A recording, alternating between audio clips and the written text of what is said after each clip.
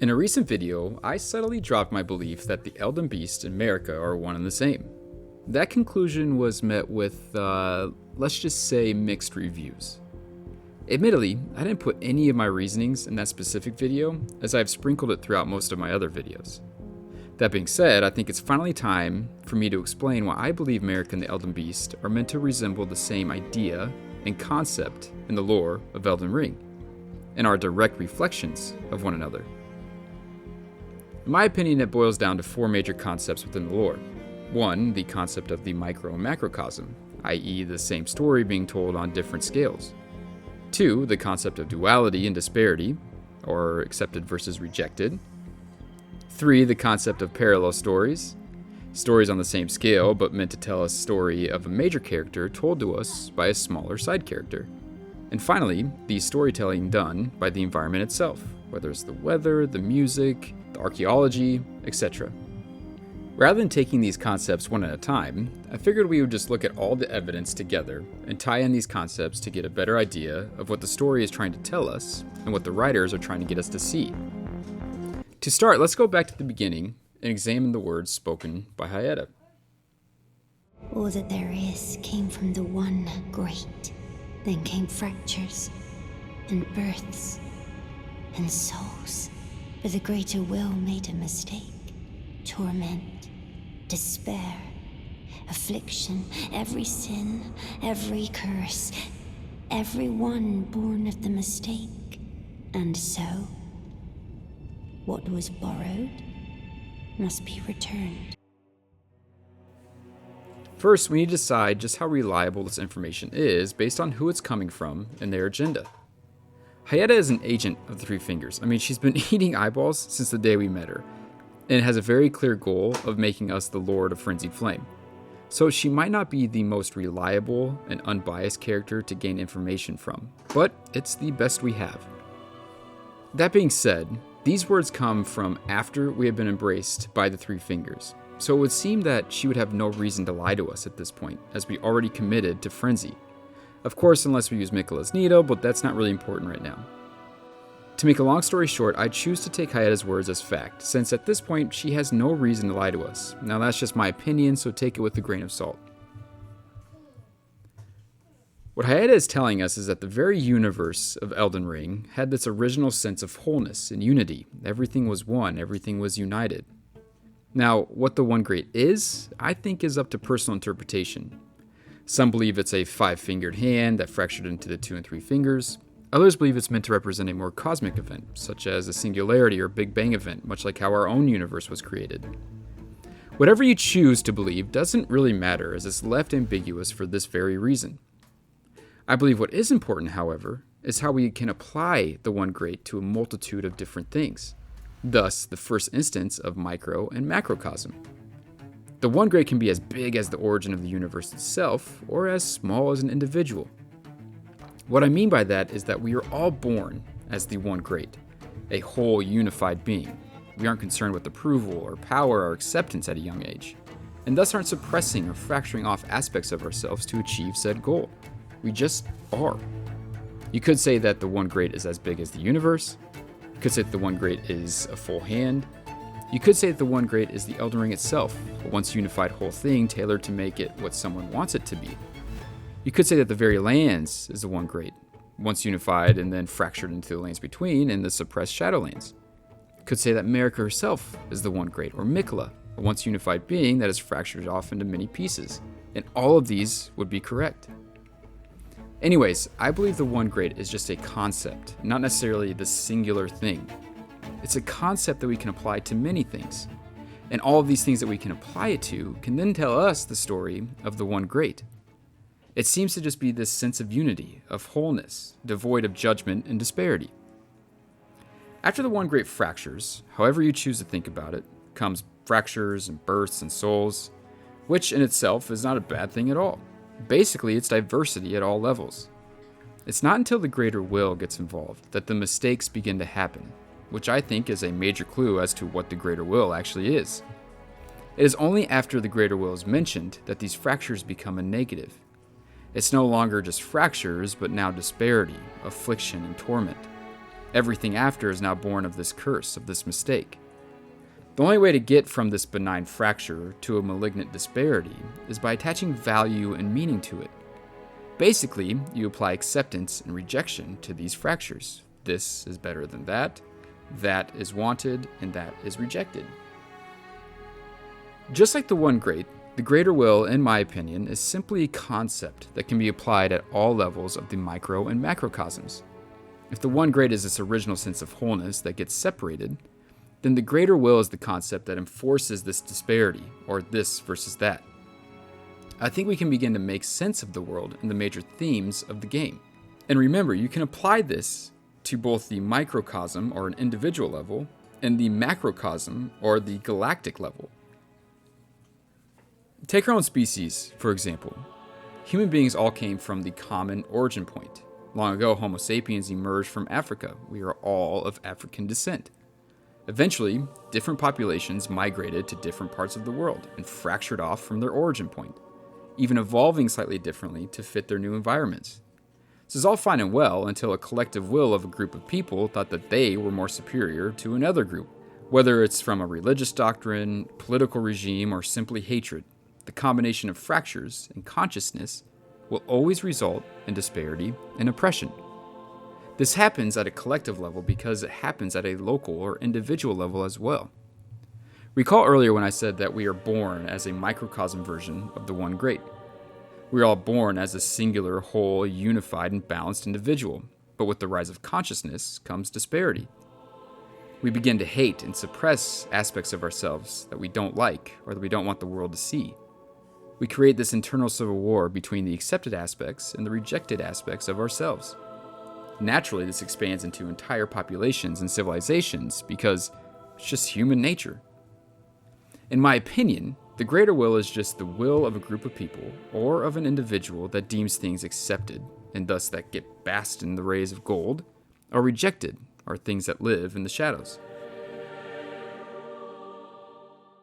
There are tons of examples of this idea in Elden Ring because it's pretty much one of the main themes.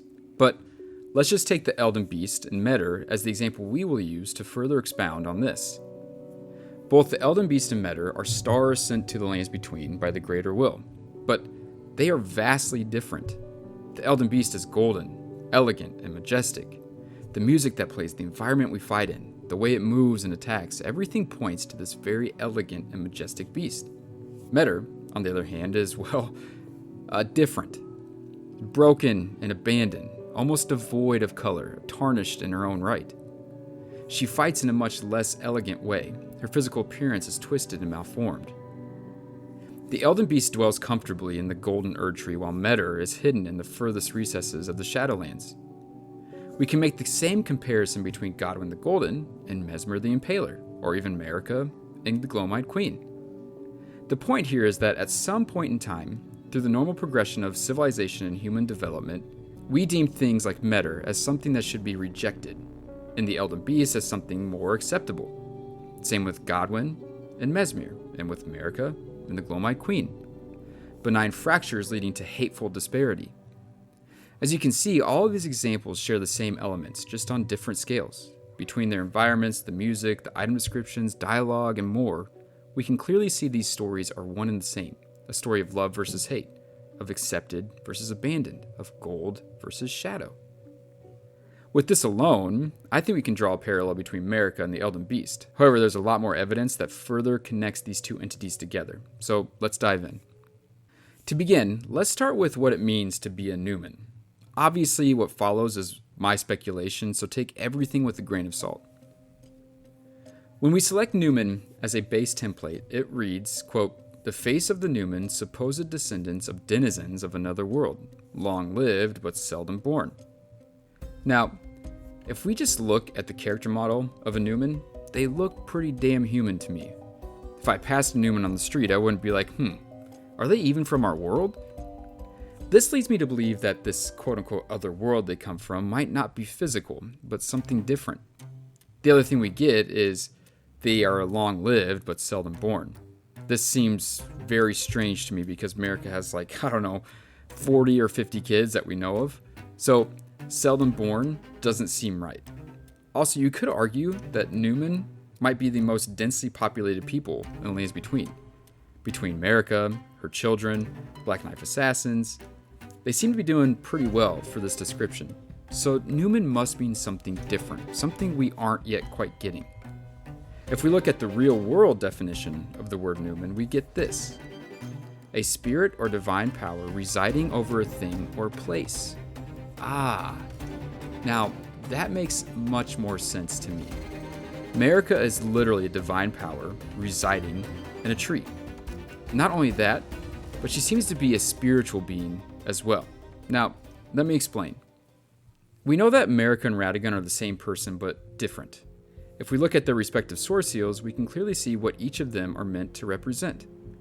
Radagon's qualities are all physical, while Marika's are all spiritual. We can also further draw on this idea with their statues and the Vitruvian Man. Marika's touches the circle, which is meant to represent the more divine qualities of a human being, while Radagon touches the square, representing the more earthly or material qualities of a human being. Together, they represent a full person, one a divine spirit, the other the physical body. If you want a more detailed explanation of this, go watch this video here. The only other people that we know are directly referred to as Newman are the Black Knife assassins. And don't know if you guys know this, but they ain't got no bodies. They're just spirits, like spirits residing in some kick-ass armor. We also know that Marika is a shaman, which doesn't seem to equal Newman, or else why wouldn't they just use Newman Village? Anyways, shamans are known for their ability to traverse the spirit world and connect with other spirits. So at this point we have Marika, whose source seal points us to a conclusion that she is closer to a spiritual being than a physical one, and that Radagon fills that role of a body.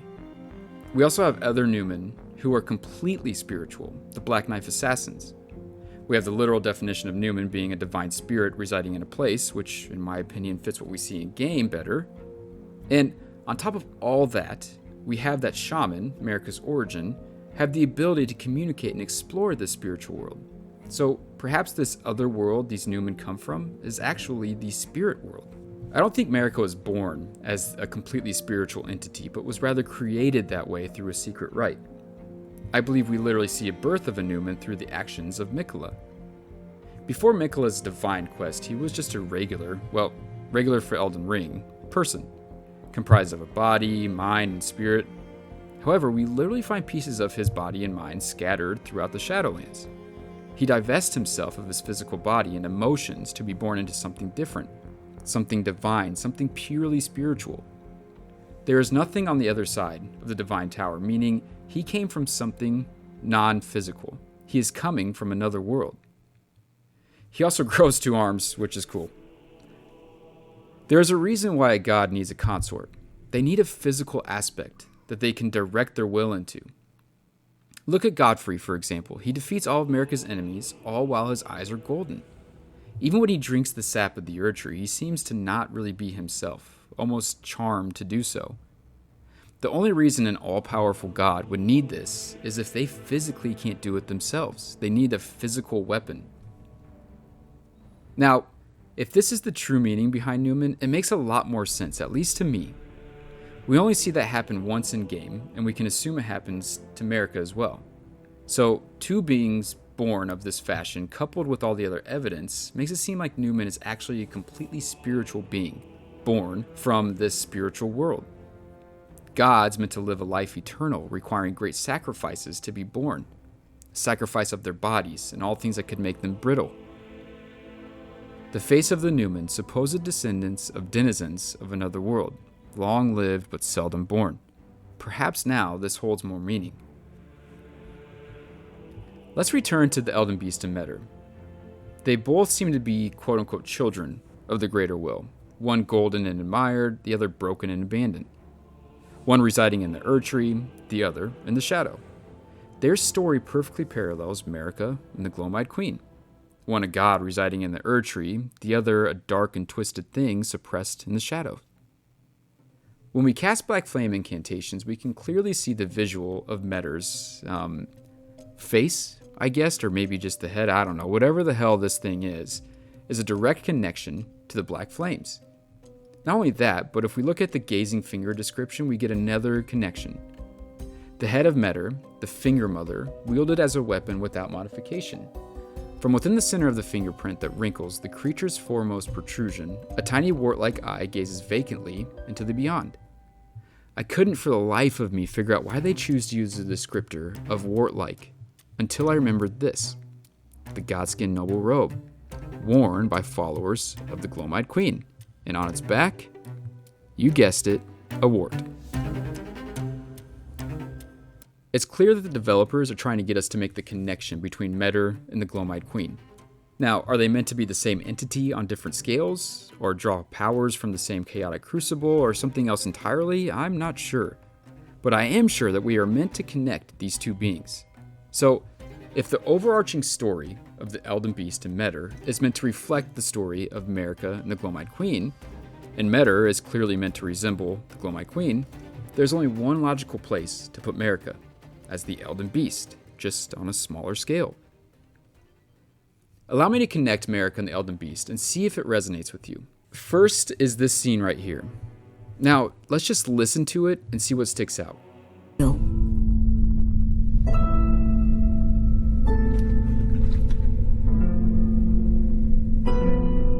An affair from which gold arose.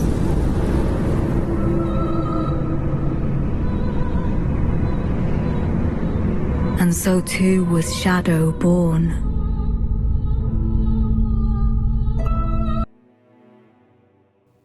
As Marika ascends the steps, the Elden Beast soundtrack begins, and once Marika raises her rune above her head, a giant gust of wind enters the gates of divinity, and then we hear the Elden Beast roar.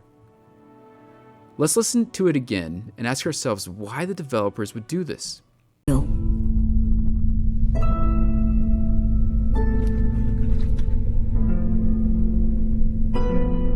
An affair from which gold arose.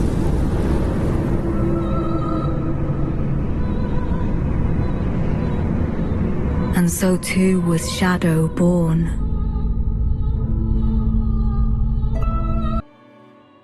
I believe it's because just like with Metyr and the Glomide Queen, the developers are trying to get us to connect Marika and the Elden Beast.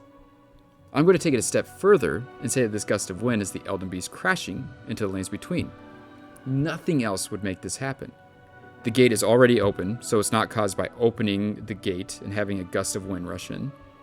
There is no other person or thing other than Marika. The only logical conclusion is that something outside the gate caused a giant gust of wind. Something that might cause that is a meteor or star crashing into the lands, sending a shockwave towards the gate of divinity. So we have Marika and the Elden Beast rising to godhood, while the Glomide Queen and Metyr are the original inhabitants of the Shadow, the birth of gold and shadow. Here's another really cool way that the developers are telling this story. The Elden Star's incantation states that it's the most ancient incantation that derives from the Erd Tree, which explains why we find it in the deep root depths. Miyazaki himself states that the Shadowlands is where both Marika and the Erd Tree have their origins. I'm going to go out on a limb and say that they have the same exact origins, meaning that the beginning of Marika's story is also the beginning of the Erd Tree story. I think it's safe to draw this conclusion because Marika's entire first part of her life is about the beginning of the age of the Erd Tree, an age glistening with life.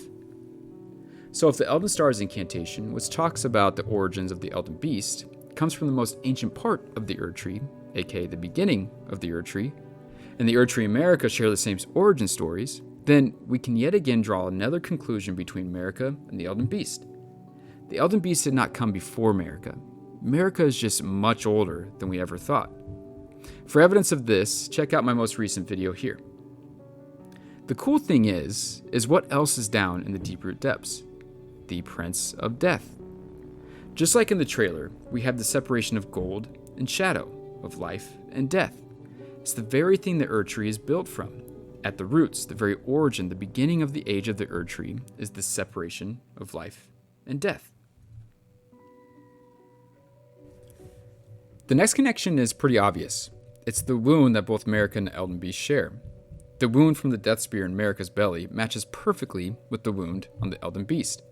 I'm trying to think of why they would share the same wound in the same place, And the only logical thing I can think of is that we are meant to yet again draw a connection between the two. You could say that it's because Marika fractured the Elden Ring and the Elden Ring is the Elden Beast, which makes sense. But we have to ask ourselves, why would they put this in the same exact spot? There's only one logical conclusion. Next, we have a simple fact that Marika is called a god the entire game, and the only time we get God slain is when we kill the Elden Beast. Now, that might seem like a loose connection, but let me further expand on it. Recall earlier when I stated that Marika is the spiritual part and Radagon is the physical. Well, let's look at how we fight the Elden Beast, or how the Elden Beast fights us. The Elden Beast changes Radagon's physical body into a sword, a weapon to be used. Without the sword, the Elden Beast can only do spiritual attacks to the player character. It needs Radagon's body to physically hurt us. This is the same exact way that Marika uses not only Radagon, but all of her consorts. They are the physical weapon she can use and manipulate at will. I would venture to guess that each Elden Lord is Marika's quote-unquote other half, directed by her guidance of grace. But that is just pure speculation. Finally, we get to the simple fact that when we defeat the Elden Beast, the Elden Ring should be gone, right? If we take the Elden Star's item description as gospel, then as soon as we defeat the Elden Beast, we should also see the Elden Ring leaving the world. But that's not the case. Marika still remains, and so too does the Elden Ring. How could this be? I believe it's because we have the order of events backwards. I think most people believe that the Elden Ring, and thus the Elden Beast, was around long before Marika. But the only way the Elden Ring can still survive after we defeat the Elden Beast is if it originates from Marika. Marika has to be the first thing. Then everything follows. We can make sense of this by the appearance of the Elden Beast. It's orderly, divine, elegant, dragon-like. Marika's age, incarnate. Marika's age is divine, includes a dragon cult, is all about order. You have to have Marika's age before you can have its reflection of that age in the Elden Beast. It is Marika's actions and choices that create her age, and thus that create the Elden Beast. My guess is that when we create a new age at the end of the game, a different version of the Elden Beast would emerge, based off the ending we pick. Let's watch this cutscene one more time to prove this fact. It is Marika who creates disparity and order as an entirely new age. Whatever you decide to make out of this fleshy thing where Marika pulls her rune from, it's clear that this action is what created gold and shadow, up and down, accepted and rejected. It's this action that beckons and creates the Elden Beast, the very concept of order created and sent by Marika's will. We know that Marika created the Shadowlands by separating it from the lands between. By doing so, she literally separates the world into order and disorder, into what she believes is accepted and should be bathed in gold, and what she thinks is weak and should be rejected. We know this because of the Shadow Tree avatar description. The Shadow Tree is the shadow of the Erd Tree, born of dark notions that bear no sense of order, that twist and bend its stalk, rendering it brittle. Marika looks around the world and says, I will simply remove everything weak, dark, and brittle, and create an entire age of gold and life. But no matter what we do, no matter how hard we suppress these aspects, they will bubble to the surface. The shadow will strike when we least expect it.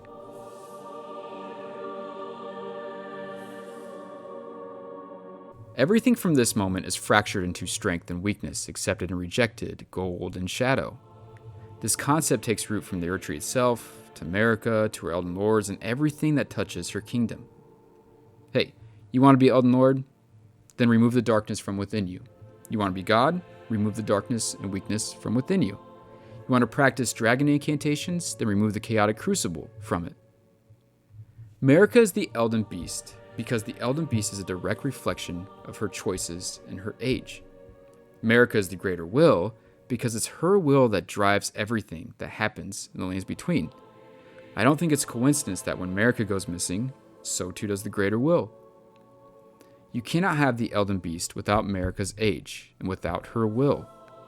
Everything that happens to Marika on an individual level gets reflected in the world around her.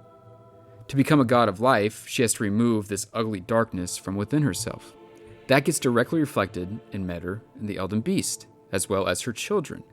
Godwyn the Golden dwells within the golden rays of the capital, while Moog is relegated to the shadowy sewers directly below. Luckily, there is someone who wants to reconjoin these opposites and embrace the whole of it. Before I go, I just want to recap why I believe Marika and the Elden Beast are one and the same. First is I believe Marika is way older than any of us think, and that we have the order of events backwards. It is Marika's actions that create and beckons the Elden Beast. Second, I think the class of Newman is meant to represent how a god is born in this universe, a divine spirit residing in a place. Both Marika and the Elden Beast are divine beings residing in the Erdtree. Newman is also a completely spiritual being, divested of their flesh. Third, because this is the nature of the gods, they need a physical consort to direct their will and be their physical enforcers during their age. Marika uses her consorts to fight her battles, and so too does the Elden Beast. Fourth, the wound is in the same exact spot. I mean, this one is really hard to argue against. Fifth, the Elden Ring is still around after we defeat the Elden Beast, meaning the Elden Beast changes with the age, just as the construction of the Elden Ring does. Sixth, the only god we ever hear about in game is Marika, and we get God slain after defeating the Elden Beast. Seventh, Marika and the Glowmite Queen seem to have been this original singular being at some point, but in order for Marika to ascend to godhood, she had to remove this darkness from within herself, what I believe is happening in the DLC trailer.